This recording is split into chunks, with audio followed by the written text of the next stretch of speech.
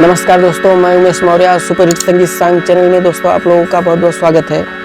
दोस्तों भगवान श्री राम की एक प्यारी सी भजन लाया हूँ दोस्तों, जो मिथिला के ऊपर आधारित है दोस्तों। तो आइए आप सभी को ये प्यारी सी भजन सुनाता हूँ दोस्तों। यदि यह भजन आप लोगों को अच्छी लगे तो आप लोग प्लीज़ हमारे चैनल को सब्सक्राइब करिए, बेल आइकन को दबा दीजिए ताकि आने वाली हर नोटिफिकेशन आपको मिलती रहे दोस्तों। तो आइए आप सभी को ये भजन सुनाता हूँ।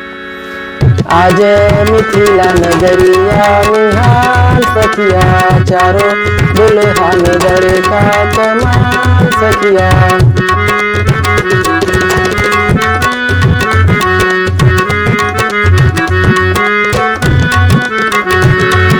कमाल सखिया हो कमाल सखिया, आज मिथिला नगरिया निहाल सखिया, चारों दुल्हा में बड़े का कमाल सखिया।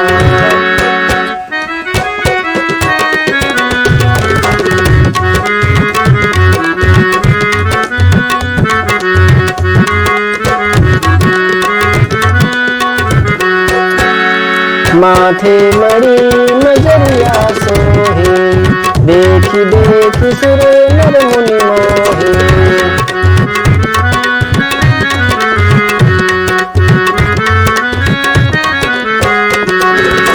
लाल लाल चंदन के भाल सखिया, चारों दुल्हा में बड़े का कमाल सखिया। आज मिथिला नगरिया निहाल सखिया।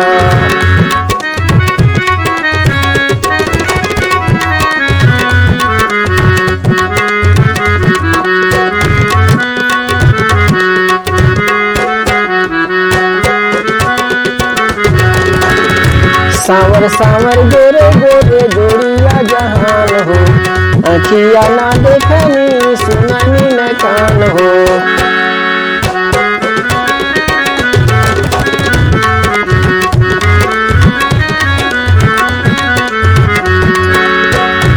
जुग जुग जिए जोड़ी, जुग जुग जिए जोड़ी बेमिसाल सखिया, चारों दुल्हा में बड़े का कमाल सखिया। आज मिथिला नगरिया निहाल सखिया।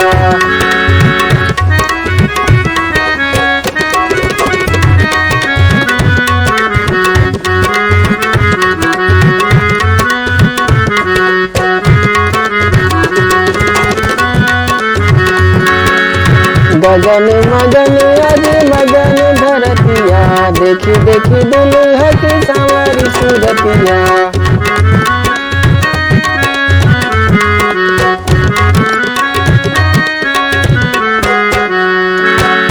बाल वृद्ध नर नारी सब बेहाल सखिया, चारों दुल्हा में बड़े का कमाल सखिया।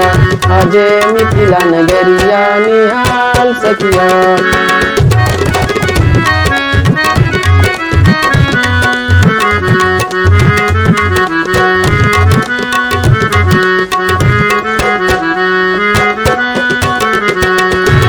निहाल सखिया हो निहाल सखिया, चारों दुल्हा में बड़े का कमाल सखिया।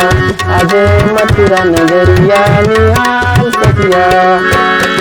जाके लागे जोगी मुनि ध्यान जप कइले, सोई हमरे मथुरा में पाहुन बन के आइले।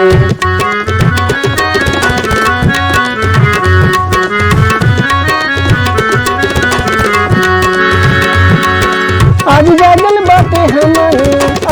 बाटे हमनी के भाग सखिया, चारों दुल्हा में बड़े का कमाल सखिया।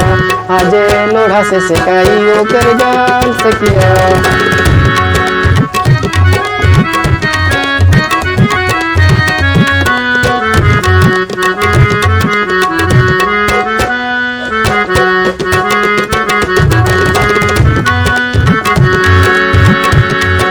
चारों दुल्हा में बड़े का कमाल सखिया।